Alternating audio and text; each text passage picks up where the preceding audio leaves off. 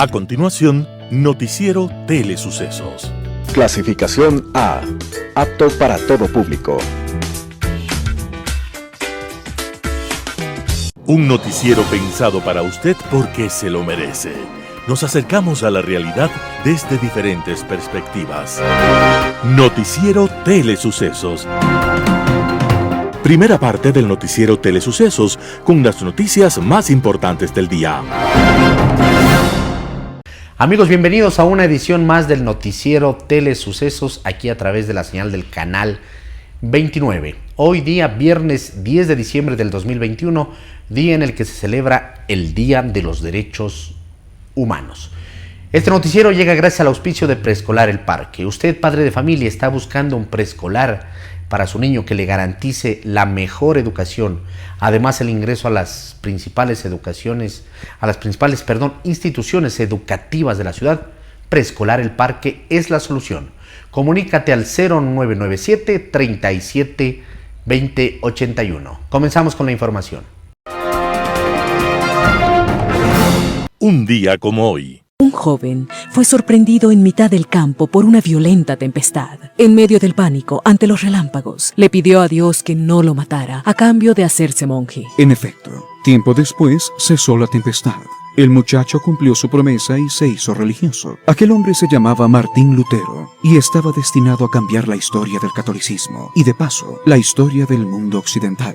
En aquel momento, había aparecido en Europa una nueva clase de comerciantes, burgueses y banqueros que aspiraban al poder. Mientras tanto, la Iglesia en Roma mantenía un rígido poder de estilo feudal y agobiaba a la población con burlas e impuestos crecientes para sostener su ritmo de gastos. En Roma, el Papa León X, descendiente de una familia de intelectuales y artistas, decía: si el poder y el dinero no sirven para crear arte y belleza, entonces no sirve para nada. Así que para financiar portentosas obras arquitectónicas, imaginó que la mejor manera de obtener dinero era ahorrarle a la gente el miedo al infierno. La gente empezó a comprar indulgencias, pero Martín Lutero consideraba aquello un simple negocio y protestó contra el Papa. El Papa respondió con una bula exigiendo a Lutero que se arrepintiera, pero Lutero despreció la advertencia y quemó en público la bula papal. Aquello fue el rompimiento definitivo y el nacimiento de la Iglesia protestante. La quema de la bula papal fue un día como hoy, 10 de diciembre de 1520. Y aquel acto de rebeldía de un joven asustado por una tempestad nos recuerda que cuando el mundo está cambiando, una sola chispa puede incendiar la pradera. Las principales noticias del día. Titulares. El superintendente de compañías es censurado y destituido por la Asamblea. Inicia el proceso de juicio político contra la superintendenta de bancos. El general de policía Pablo Ramírez es el nuevo director del Servicio de Privados de Libertad. Se rechazó apelación a prisión preventiva contra Mago Cherres. Suspensión en bombeo de crudo y cierre de vía por erosión en el río Coca. En el segmento de opinión, situación de la banca ecuatoriana y Quito, una vocación de rebeldía. En política internacional, sindéresis. Los editoriales serán de Miguel Rivadeneira, Pactos de la Vergüenza, José Hernández, Correa amaneció con el rabo entre las piernas, Ramiro Ruiz, El poder de la cultura. Noticias del día. El superintendente de compañías es censurado y destituido por la Asamblea. La Asamblea Nacional resolvió la censura y destitución de Víctor Anchundia, superintendente de compañías. La decisión se tomó casi por unanimidad con 132 votos a favor. La votación solo contó con una abstención, la del asambleísta Natalie Viteri del Partido Social Cristiano, quien aseguró que Anchundia es un chivo expiatorio. Con esto, Anchundia no podrá ejercer cargo público en los próximos 2 años. El juicio político en el Pleno de la Asamblea inició después de un informe de la Comisión de Fiscalización que halló que Anchundia incumplió sus funciones al no vigilar, auditar y controlar el mercado de valores, el régimen de seguros, ni a las personas jurídicas de derecho privado no financieras. Este control debía realizarlo de acuerdo a las leyes de compañías, de mercado de valores, de seguros, el Código Monetario y las regulaciones de la Junta Monetaria.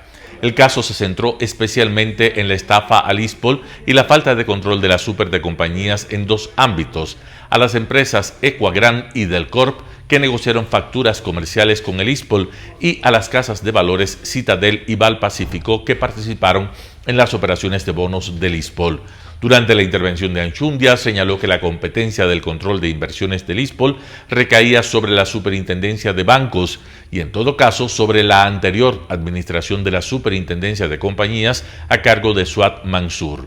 La resolución de destitución de Anchundia, el Pleno también decidió remitir un informe a la Comisión de Fiscalización a la Fiscalía para que lo analice e incorpore como aporte a las indagaciones sobre el caso ISPOL. Inicia el juicio político contra la superintendenta de bancos. La Comisión de Fiscalización calificó este 8 de diciembre de 2021 el juicio político en contra de la superintendenta de bancos, Ruth Arregui. Arregui es acusada de un supuesto incumplimiento de funciones por el asambleísta Darwin Pereira de Pachacutic. La decisión se tomó con 9 votos a favor de todos los miembros de la mesa legislativa.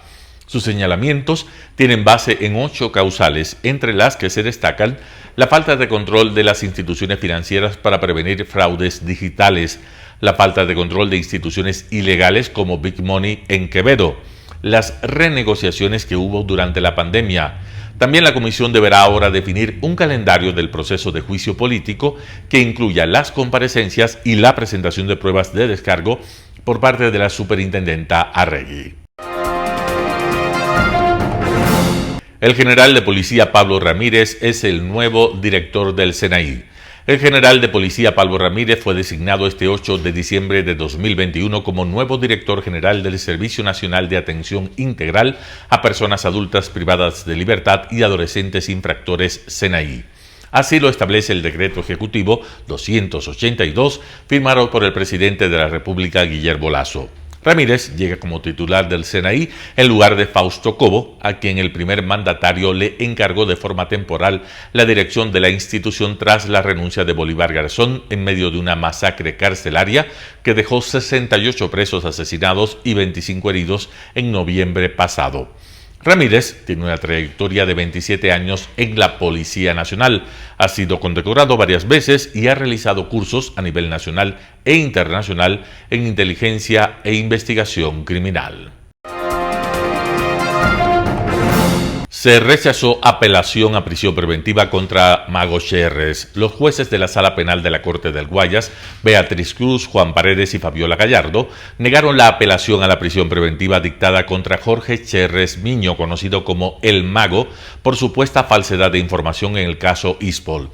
Cherres, quien está prófugo, es un intermediario financiero que participó en la negociación de más de 653 millones de dólares pertenecientes al Instituto de Seguridad Social de la Policía Nacional, ISPOL, que siguen sin recuperarse. En la audiencia realizada a las 8 de la mañana en la Corte de Justicia de Guayaquil, la defensa de Cherres también solicitó la nulidad del proceso por considerar que la Fiscalía se equivocó al pedir la inmovilización de 265 millones de dólares en bonos. Según el fiscal César Suárez, Cherres pretendía que se revoque la medida cautelar en su contra y acceder al dinero en bonos. El fiscal Suárez sustentó su pedido en el artículo 534 del Código Integral Penal sobre los requisitos para solicitar la prisión preventiva.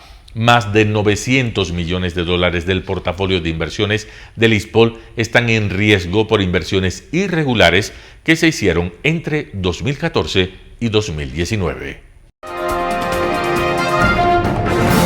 Suspensión en bombeo de crudo y cierre de vía por erosión en el río Coca. Frente al avance de la erosión lateral del río Coca en la zona de Piedra Fina en la provincia de Napo, la empresa OCP Ecuador inició el drenaje de crudo de su oleoducto y suspendió el bombeo. La OCP en un comunicado señaló que no afectará a la exportación ni a la recepción normal del petróleo ecuatoriano. El drenaje consiste en sacar el petróleo de la tubería y así evitar derrames de crudo en el caso de que la erosión rompa el tubo de OCP. Por esa zona también cruza el oleoducto del sistema de oleoductos transecuatoriano y el poliducto Chuchufindi-Quito, ambos de propiedad de la petrolera estatal Petroecuador. La petrolera estatal informó que las operaciones del oleoducto y del poliducto son normales y que se monitorea la zona de forma permanente. Los oleoductos de OCP y Petroecuador permiten el transporte de crudo desde la provincia amazónica de Sucumbíos hacia la refinería de Esmeraldas. El avance del fenómeno natural no solo pone en riesgo la infraestructura petrolera. El Ministerio de Transporte también suspendió de manera indefinida el paso vehicular por la vía Quito-Lago Agrio en el sector de Piedra Fina debido al incremento de las fisuras en la calzada. La erosión del río Coca además amenaza con causar daños a la obra de captación de la central hidroeléctrica Coca-Codo Sinclair, la más grande del país con una potencia instalada de 1.500 megavatios. Un panorama de noticias para su estatura intelectual.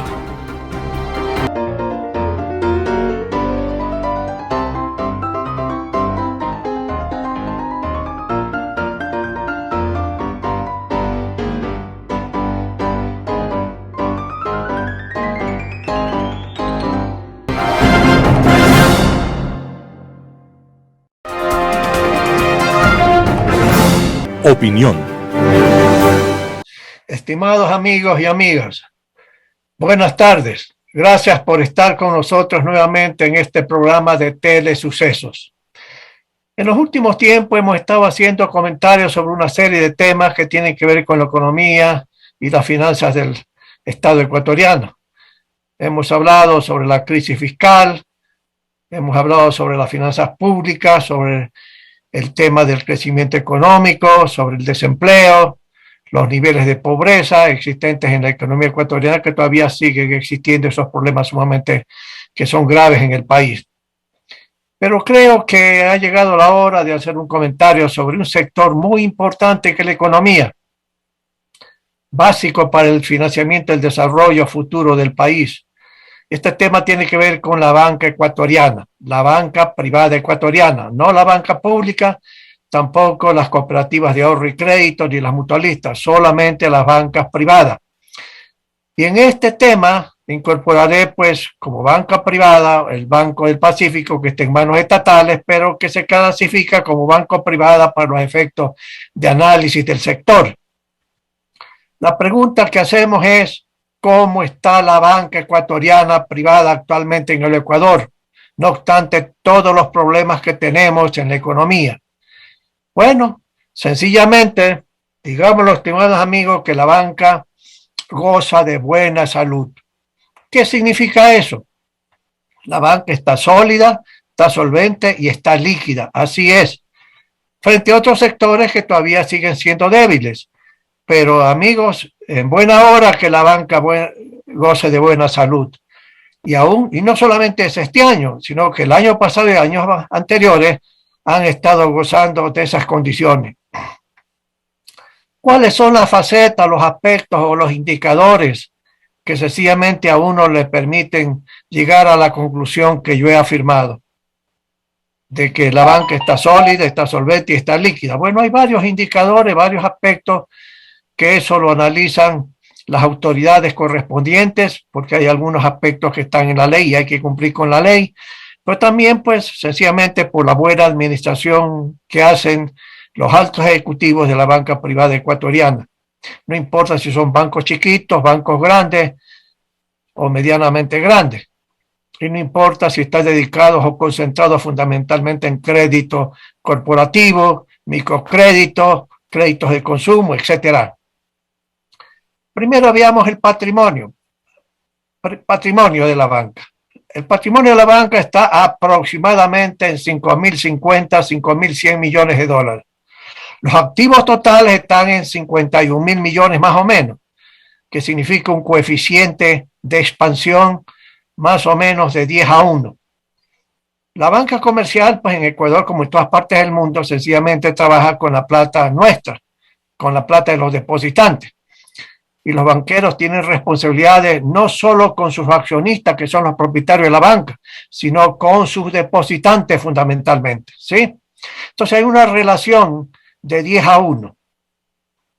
Y los activos han estado creciendo sencillamente a menos del 10% anual. Pero aparte de esto, la cuestión patrimonial, ¿cuán sólida es la situación patrimonial? ¿Hay suficiente patrimonio en la banca ecuatoriana? Y no me refiero a uno u otro banco, me refiero al conjunto de bancos privados, que son pues más de 10 bancos, entre chiquitos, medianos y grandes. La ley correspondiente exige que la banca tenga un coeficiente en 9% entre lo que se llama el patrimonio técnico constituido comparado con los activos ponderados de riesgo. ¿Qué significa esto? El patrimonio técnico es una variable, por decirlo así, del patrimonio contable de 5.100 millones, que más o menos me he permitido mencionar, es la última cifra que tengo. Y ese patrimonio técnico constituido está en como 5.700, cerca de 5.700 millones aproximadamente. Los activos que tiene un banco tienen diferentes riesgos. Cuando un banco tiene en efectivo liquidez total y absoluta, el riesgo es cero. Sencillamente, pues, con esa plata devuelven a sus depositantes si es que un momento dado quieren esos depósitos retirarlos de un banco ABC para llevárselos a donde Dios quiera, ¿sí? Ahí el riesgo es cero. Pero también hay otro tipo de activos importantes como la cartera de crédito. La cartera de crédito que genera intereses X o Z a los banqueros, ¿sí? Pero también hay inversiones financieras con cierto riesgo.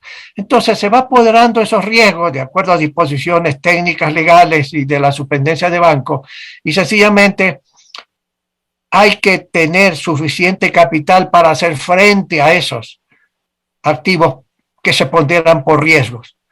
Y la ley habla del 9%, ¿sí? Nadie puede tener menos del 9%. Y la banca últimamente tiene un coeficiente de 14.1%. ¿Eso qué significa?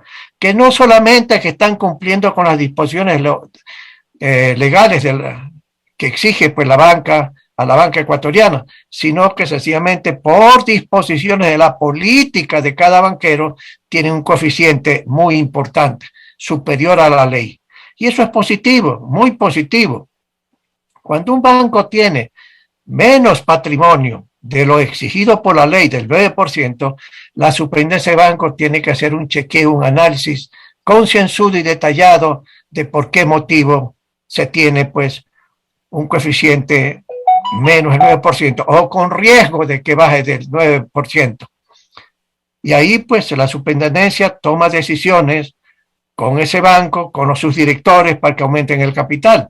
Pero hoy por hoy, sencillamente, en conjunto, hay algunos bancos que naturalmente tienen coeficiente de la naturaleza mencionada, de más del 14% y otros menos del 14%. Nadie que yo sepa este momento, pues no tengo información individual del 9% o menos, ¿no? Y esto es bueno, porque prueba la solidez, la solvencia por el... Otro coeficiente que tiene que ver con los riesgos que tiene la cartera de crédito. Hay varios tipos de calidades de la cartera de crédito. Y cuando un cliente no lo puede pagar y deja vencer la operación, se convierte en cartera vencida. Y hay unos plazos X o Z que da el gobierno, que da la superintendencia o las disposiciones legales de lo que se considera cartera vencida, que a su vez se llama cartera improductiva, porque no genera intereses.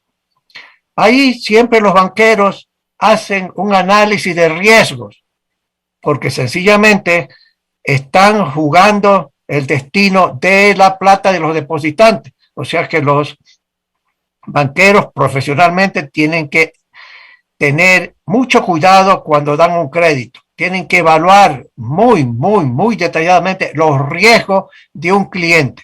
Si un cliente no es sujeto de crédito, no tiene sentido que un banquero sencillamente le preste dinero, porque si no perdería el dinero. En todo caso, la cartera vencida, la cartera improductiva, aproximadamente, si mal no recuerdo, está en 2.4%, menos del 3%. Y ese es un buen coeficiente, lo que significa que los banqueros han hecho una buena evaluación de riesgo antes de conceder una solicitud de crédito al cliente A, B, C, sea empresas chiquitas, medianas, grandes, o sea personas naturales. Y la pregunta es, aún suponiendo que hay un coeficiente bajo de cartera improductiva, ¿hay reservas suficientes? Si es el 2.4% de la cartera bruta total, y la cartera bruta total estaba aproximadamente hace pocos días en 33 mil millones de dólares, ese 2 y pico por ciento significa que cartera vencida, cartera improductiva, hay como 700 y pico millones de dólares. ¿Qué pasa si esos clientes por X circunstancia no pueden pagar ni un centavo, ni hoy, ni mañana, ni pasado mañana? ¿Eso implica que el banco tiene que castigar su patrimonio? No, definitivamente. Hay reservas. Y hoy ese es otro indicador importante. Hay casi 3 veces ese monto de cartera vencida que tiene como reservas o como provisiones, que se llama la banca ecuatoriana en su conjunto. Algunos bancos tienen más, otros bancos tienen menos.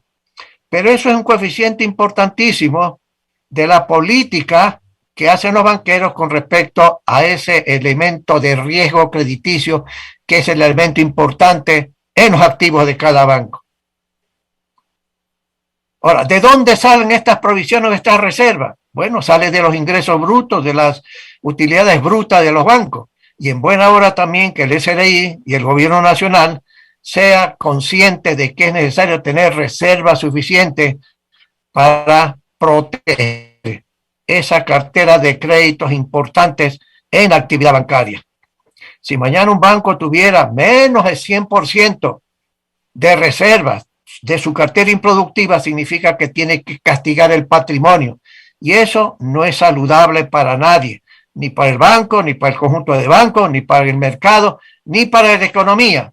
De tal manera que ese es otro coeficiente muy importante, mis queridos amigos, que va en la dirección de decir no solamente que hay buena administración bancaria por parte de los altos ejecutivos y de los directores de los bancos privados, sino que sencillamente es una posición adecuada para proteger de posibles pérdidas de cartera de crédito que no se puede recuperar por X o Y motivos. Y aquí aprovecho la oportunidad para indicarle a aquellos clientes que en un momento dado tienen dificultades, no dejen vencer su operación de crédito en el banco ABC, etcétera. No dejen. Vayan donde es suficiente crédito, cuéntenle los problemas que pueden tener para que los bancos, al analizar el tema personal de uno u otro cliente, pueda extender la mano, extendiendo sencillamente los plazos, a lo mejor pues bajando la tasa de interés, etcétera. ¿Sí? Pero ese, vuelvo a repetir, es otro coeficiente muy importante, sencillamente para probar que la solidez y la solvencia de los bancos están bien determinadas. Pero aparte de eso hay el tema de la liquidez. ¿Los bancos están líquidos? ¿Suficiente liquidez en los bancos para enfrentar, digamos, un momento dado el retiro de los depósitos por X o motivo que pueden tener deseo los clientes de los bancos? Muy bien, yo diría que hay liquidez, bastante liquidez. Aquí hay un coeficiente que es los fondos disponibles que tiene un banco, sea en el Banco Central, sea en su caja de depósitos, sea también porque tiene pues liquidez afuera, y luego haré un comentario sobre la liquidez externa de los bancos. Eso, que es liquidez total y absoluta en otra forma, se compara con los depósitos de corto plazo, digo usted en total a 90 días. Pues bien, hay un coeficiente de 27%. En otras palabras, por cada depósito de corto plazo en los plazos que me he mencionado, hay 27 centavos para responder. De tal manera que la banca también está líquida. Hay algunos agentes económicos, algunas personas en el mercado que dicen que la banca está muy líquida y que deberían estar menos líquidos para prestar y expandir el crédito. Naturalmente que la expansión del crédito está alrededor de 13% en términos anuales. La expansión de los depósitos, de donde toman los bancos fundamentalmente para expandir el crédito, financiar el crédito de todo tipo, sencillamente está creciendo al 11%. Crece en menor magnitud de la expansión del crédito. Pero yo creo que es preferible que los banqueros sean sensatos en la administración de todos los recursos. Y es preferible tener bancos líquidos. Y hay muchas razones por las cuales un banco puede estar bastante más líquido de lo que el mercado puede esperar o puede pensar. Hay varias razones. Una de ellas es, por ejemplo, cuando la banca o un banquero cree que hay incertidumbre en la economía ecuatoriana. Cuando la política económica y financiera de un régimen no es cierta, está en vaivén de un lado para otro, y eso crea incertidumbres en el mercado de todo tipo. Y entonces un banquero, la banca en su conjunto, puede pensar que puede haber problemas mucho mayores en la economía ecuatoriana a nivel macroeconómico y que hay que estar protegido, no solamente evaluando mejor los riesgos crediticios, sino sencillamente teniendo más liquidez por cualquier motivo que se presente en la economía ecuatoriana. Y eso es positivo, conservador en la banca ecuatoriana, y es preferible eso que haya liquidez suficiente para hacer frente a cualquier fenómeno. ¿Cuál es el fenómeno que se puede presentar? Mañana se puede presentar porque sencillamente por razones X o Z una persona pierda confianza en un banco, o porque sencillamente el banco no lo trata bien, o porque la calidad del servicio no es adecuada y esa persona, una, dos, tres empresas privadas o personas naturales, toman su dinero, retiran su dinero del banco y lo van a poner en otro banco. Los bancos sencillamente hacen sus cálculos de liquidez para poder enfrentar a esas situaciones. Pero también, si un momento dado hay una serie de circunstancias que pueden provocar un serio problema en general, sencillamente se hace uso de la liquidez. Y la liquidez existe suficiente para responder a los retiros que pueden tener los clientes por cualquier motivo. De tal manera que la liquidez también es importante y es suficiente, tal como aparecen las cifras que da la banca ecuatoriana a través de su gremio, que es la Asociación de Bancos Privados, la información que da la Superintendencia del Banco, igual que el Banco Central del Ecuador. Estimados amigos, para concluir, permítanme decirles, la banca ecuatoriana privada goza de buena salud. Está solvente, está sólida y está líquida para beneficio de todos nosotros, de todos los depositantes y de la economía en ese conjunto. Es bueno tener una banca sólida cuando hay problemas sumamente serios en la economía ecuatoriana como la que hemos analizado anteriormente. Amigos y amigas, gracias por estar con nosotros nuevamente y nos volveremos a ver la próxima semana. Gracias. Opinión. Quito, una vocación de rebeldía. Quito es mi nombre, mi apellido, mi empuñadura de espada, mi grito de libertad, decía Manuela Sáenz.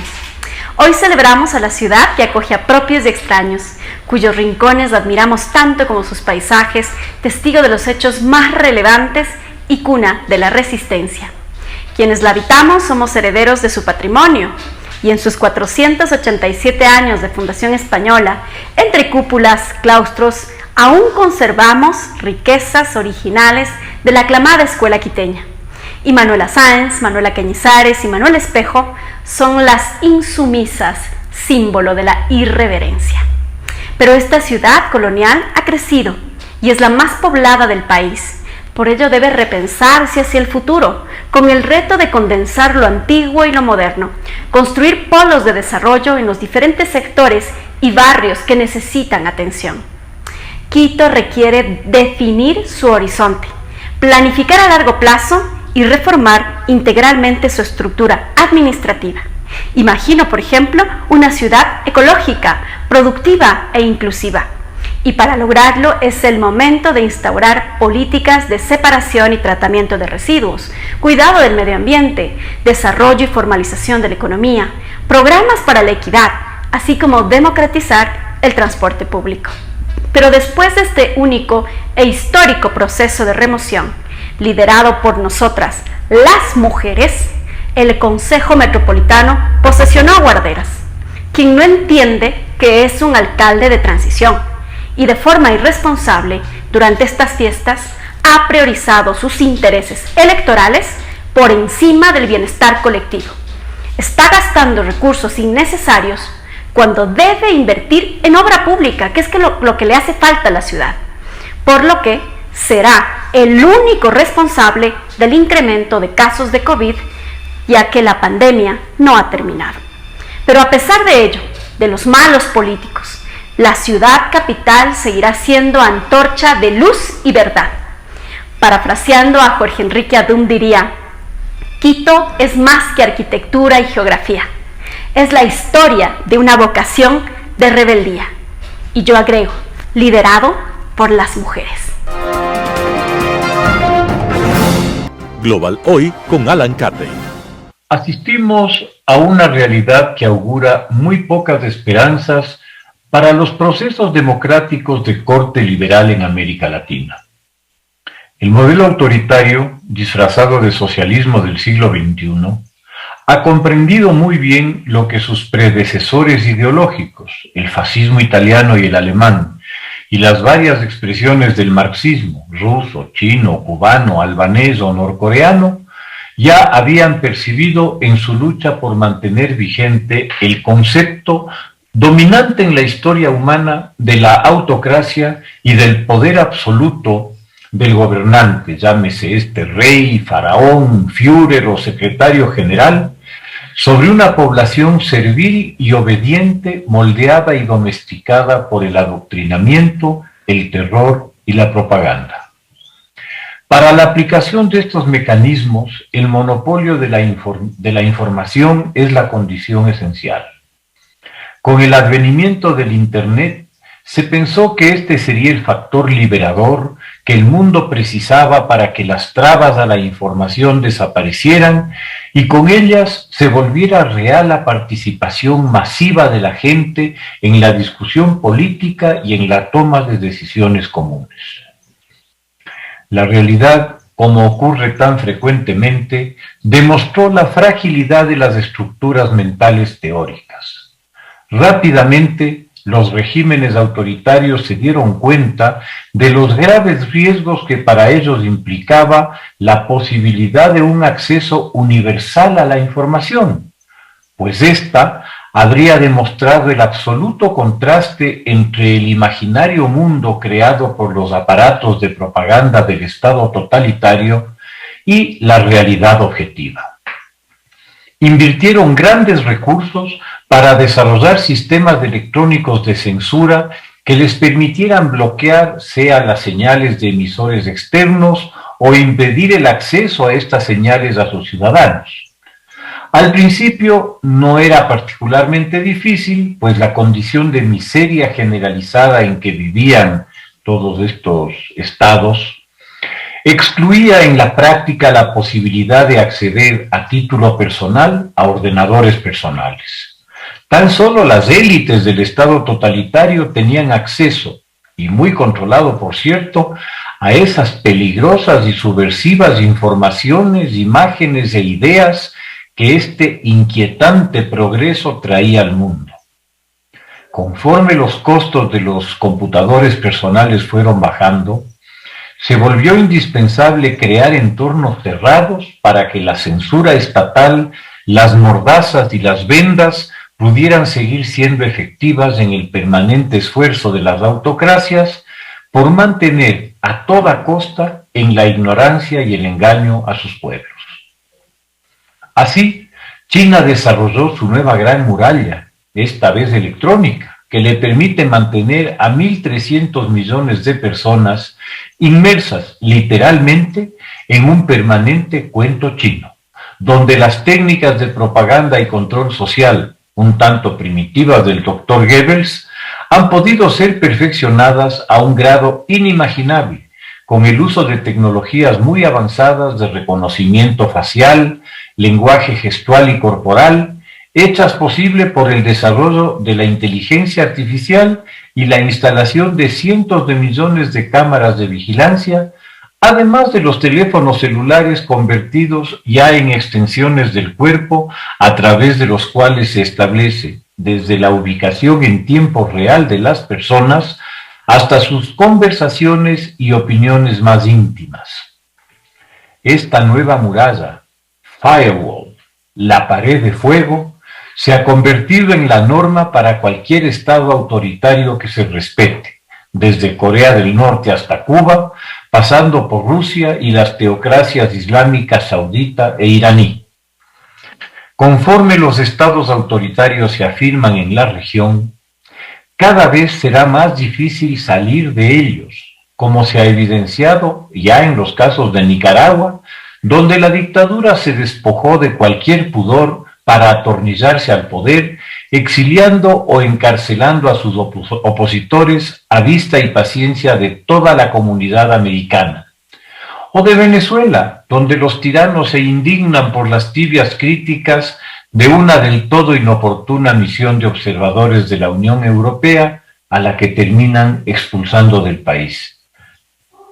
Y lo hacen para luego desconocer los resultados de las elecciones en el estado Barinas, donde solo se permite que ganen los familiares de Chávez, su papá o sus hermanos. Descalificaron al vencedor por algún invento de la llamada justicia venezolana y convocaron a nuevas elecciones para las cuales también proscribieron a la esposa del candidato vencedor por algún otro invento para ver si así puede ganar la gobernación del estado Barinas el yerno de Chávez, el ex canciller Arreaza, para que todo quede en familia. En Bolivia asistimos al retorno del MAS al poder con las mismas tácticas persecutorias e intimidatorias de siempre, propugnando la máxima polarización del país, escenario en el que el resentimiento social y hasta racial se vuelve factor político para fanatizar su acción y justificar toda suerte de prepotencias y de abusos de autoridad, ya no solo al interior de Bolivia, sino ampliándose a un ámbito andino originario, impulsado por Evo Morales, según denuncias de un legislador peruano, al convocar Evo a un congreso indígena en la ciudad de Cusco, además de haber realizado acciones de adoctrinamiento político fuera de su país. Esta actitud y esta doble moral y doble discurso se han ido volviendo característica distintiva del socialismo del siglo XXI. Hay de que una propuesta liberal trascienda la frontera del país del proponente. Eso atenta contra la soberanía, de la que se llenan la boca cuando les conviene, como de la causa absolutamente liberal del respeto a los derechos humanos, entendidos por ellos como sus exclusivos beneficiarios. Que las dictaduras cubana, nicaragüense o venezolana maten, encarcelen y torturen a miles de sus opositores, eso es otra cosa. Eso se hace en defensa de la revolución y resistencia al imperio y al supuesto bloqueo. Y hay que justificar los fraudes cuando los que los hacen son los de mi lado. Solo así se entiende el amparo a un tramposo como Evo Morales, o peor aún como Ortega, que después de un escandaloso fraude, antes y después de las elecciones, fue el detonante para enfrentamientos que le costaron la vida a muchas personas.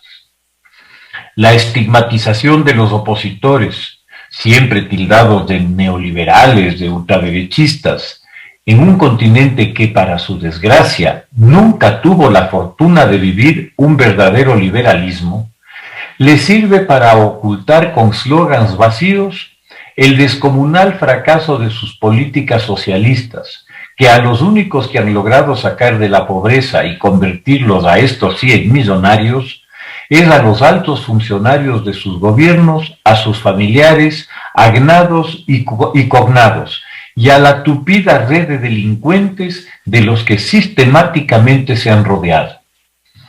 Por eso se recibe con desaliento la noticia de que, a sabiendas de que se trata de un régimen antidemocrático, investigado por crímenes de lesa humanidad a partir de un extenso informe de un organismo de su propio seno, la Organización de las Naciones Unidas reconozca al gobierno del dictador Maduro como el legítimo gobierno venezolano.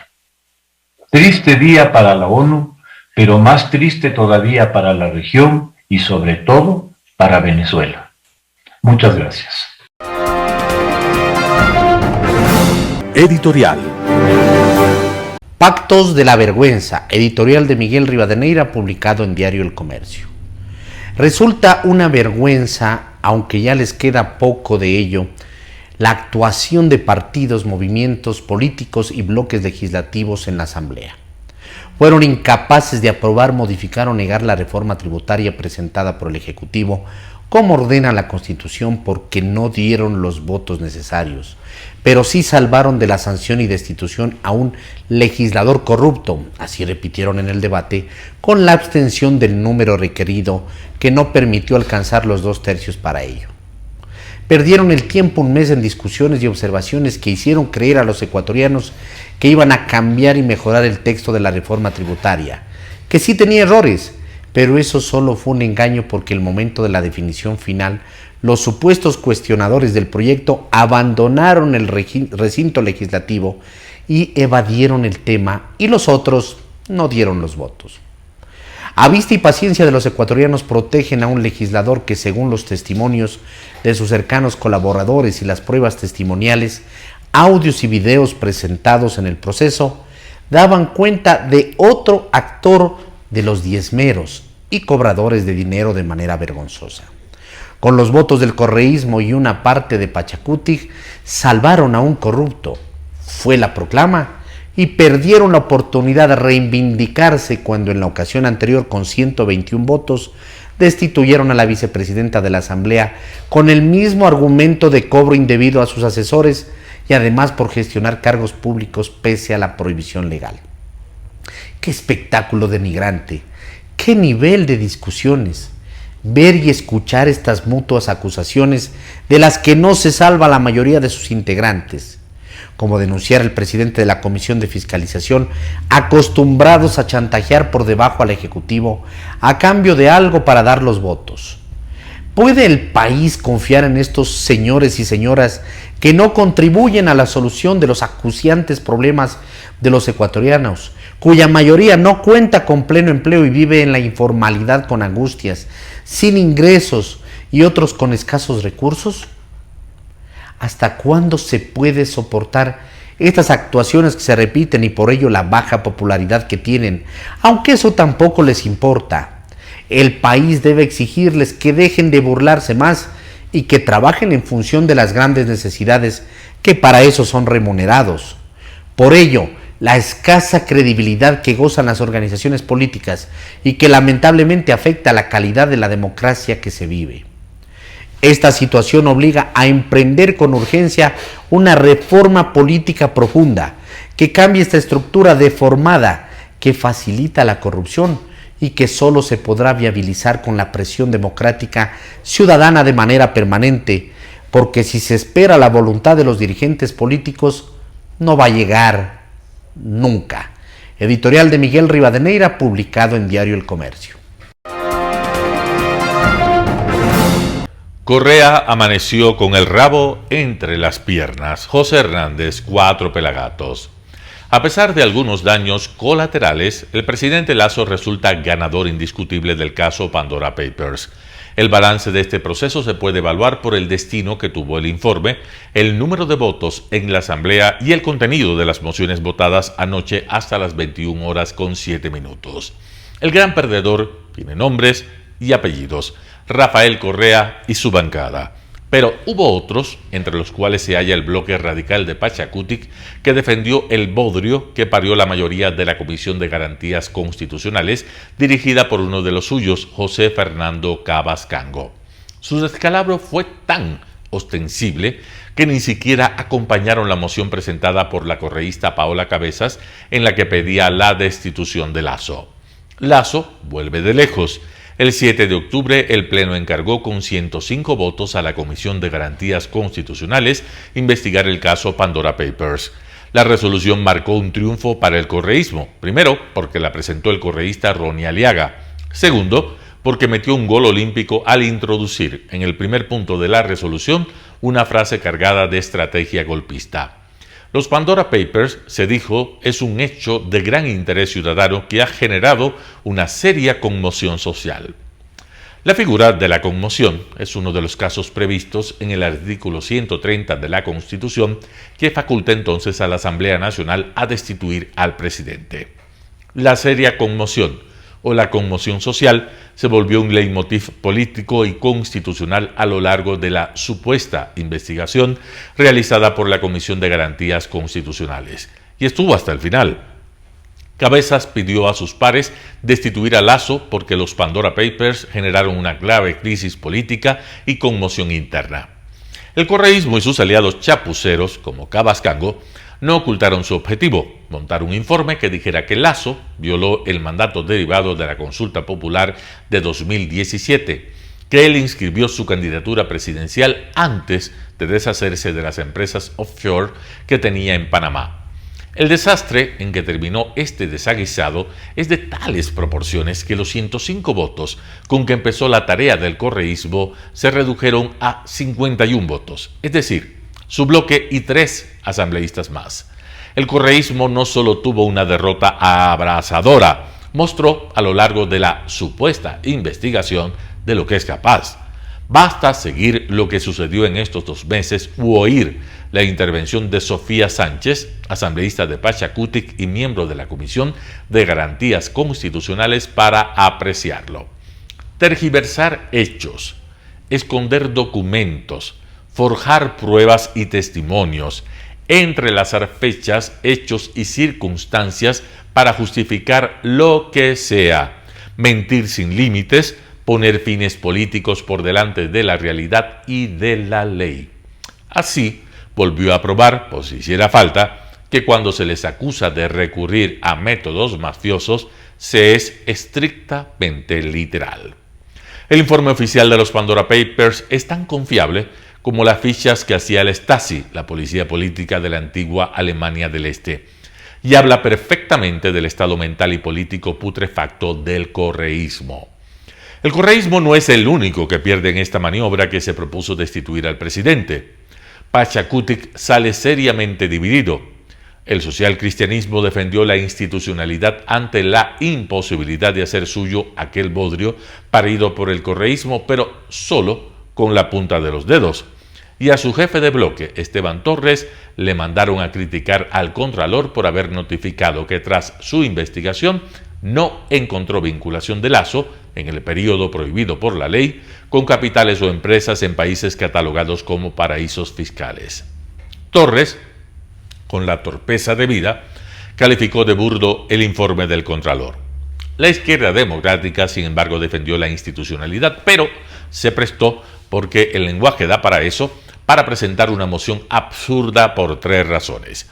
Primero, porque exhorta al presidente a ir al Pleno de la Asamblea a explicar lo que el informe nunca probó y la Contraloría archivó.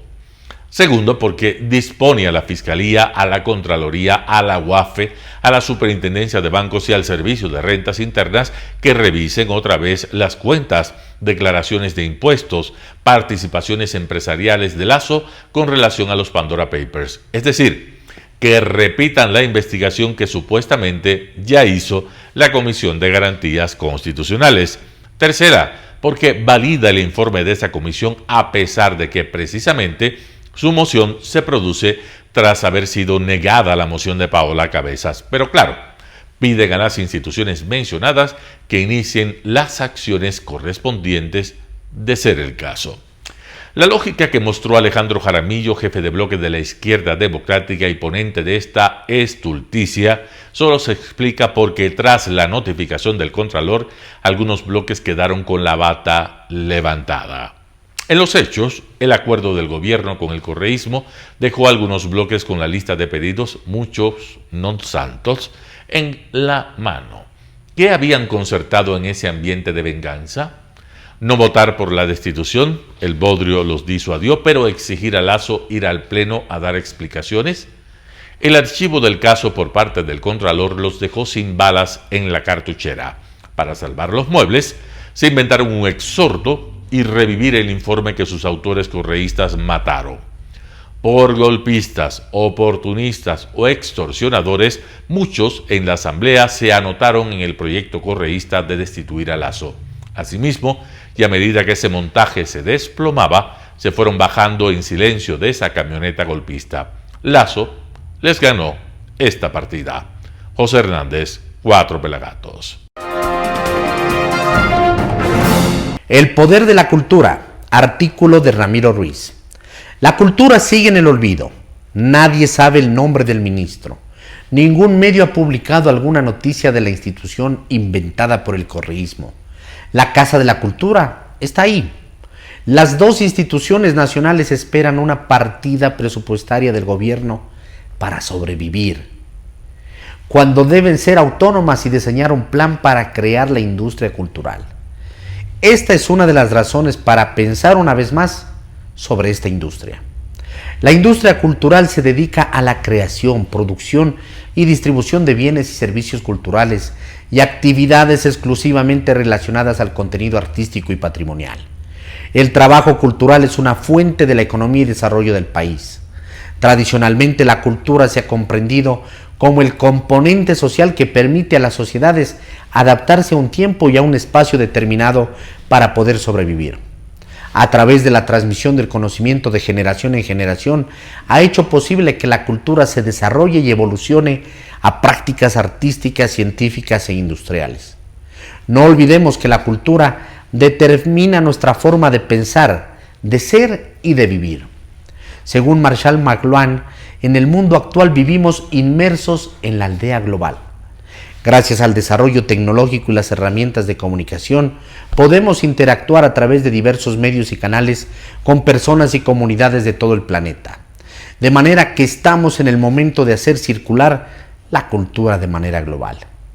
En el Ecuador existen hasta ahora algunos tipos de industrias culturales: editorial, libros, industria gráfica, periódicos, revistas, diarios, literatura y bibliotecas; industria cinematográfica, televisión, videos, fotografía; industria discográfica y radio; artes visuales y escénicas, conciertos y actuaciones, teatro, orquestas, danza, ópera, artesanía, diseño y moda; turismo cultural, arquitectura, museos, galerías, gastronomía, productos típicos y ecoturismo; deporte, sectores de multimedia, software, videojuegos, soporte multimediales, industria de la publicidad. En la actualidad, a causa de la crisis sanitaria, las industrias culturales fueron más afectadas. En el año 2019, el aporte de estas actividades fue el del 1.79% del Producto Interno Bruto Nacional. Se han implementado algunos planes de contingencia para apoyar principalmente a los artistas, gestores culturales y trabajadores independientes. La tarea aplazada del gobierno y la empresa privada es crear una industria cultural de calidad que refleje las características ecuatorianas y universales. Aunque las comparaciones son odiosas, Ecuador tiene una tasa de lectura de apenas medio libro por año por persona. Perú, una media de 3 libros por año, y Colombia de 2.2. Los dos países cuentan cada uno con un premio Nobel de literatura. El hábito de la lectura es el más importante del hogar para el desarrollo del niño, el joven y el adulto. No se trata solo de saber leer, que enseñan en el colegio, es saber disfrutar de la lectura. En los puestos de revistas y periódicos o en centros comerciales y librerías, no existe un solo libro o revista con el sello de la Casa de la Cultura o del Ministerio de Cultura. Con la televisión nacional nos encontramos con producciones superficiales, cargadas de violencia. La violencia aísla, deshumaniza, frena el desarrollo civilizado, somete las libertades. Aunque tenemos canales de televisión de excepciones que pueden transformarse en norma para cambiar a otras formas importantes de ampliación de la sensibilidad y el pensamiento. Al cine ecuatoriano le falta creación de calidad y publicación masiva para conquistar audiencias nacionales. La creación artística y la política se han relacionado desde la existencia del ser humano. Sin embargo, la función central de la cultura en la democracia. Si se destruye el hombre, la fe en su inmortalidad desaparecerá en el amor, la energía para seguir viviendo en este mundo.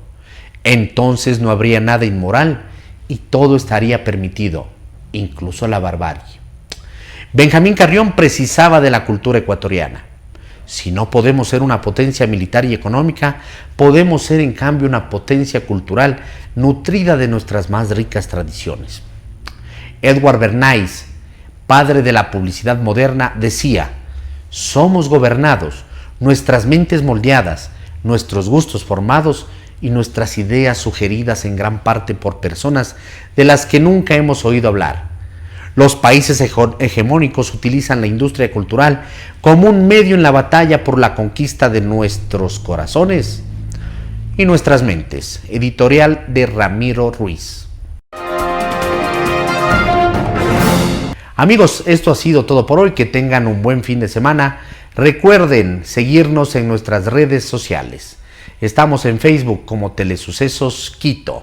Estamos en Instagram como @telesucesos_, en Twitter @telesucesos29, en YouTube Telesucesos HD y en nuestra página web www.telesucesos.net. Recuerden que este espacio informativo llegó gracias al auspicio de Preescolar El Parque, la mejor educación preescolar de calidad garantizada para tu niño. Preescolar El Parque, abiertos todo el año. Comunícate ya para más información al 0997 37 20 81. Que pasen bien, hasta la próxima. Lo mejor de la mañana informando para usted. Noticiero Telesucesos.